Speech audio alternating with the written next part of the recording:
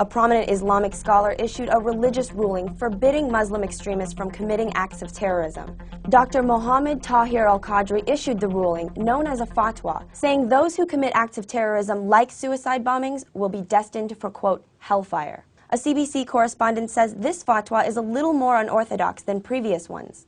Islamic scholars have condemned terrorism in the past, but experts say that this ruling goes further. Saying that terrorists are unbelievers is unusual, apparently.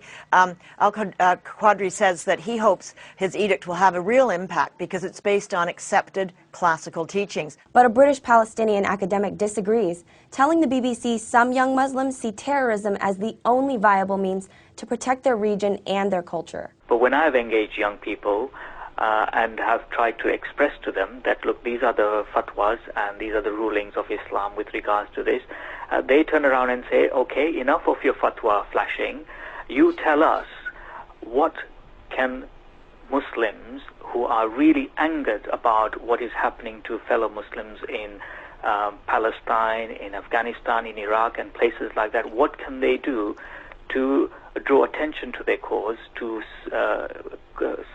support their cause, or even to prevent the massacre of Muslims in those parts of the world? While an Islamic theologian tells Radio Netherlands Worldwide the fatwa won't have an effect on current terrorists, he says it may keep moderate Muslims away from violence. I don't think that the fatwa will make such a difference for the terrorists, but it can make a difference for the public. The main aim of the fatwa is to move the silent majority of Muslims to a specific side, which is not the side of the terrorists. But a writer for The Guardian notes Qadri's fatwa could actually be a powerful deterrent for extremists because of the general mindset of Muslim culture. Where there is doubt in Islamic religious behavior, there is avoidance. Suicide bombers currently kill because they have certainty of being rewarded in the next life. Sheikh Tahir-ul-Qadri's fatwa removes this key intellectual ingredient from the minds of killers. Fatwa issuers in the past have faced violence and even death. For NewsY.com, I'm Christina Hartman. Multiple sources, the real story.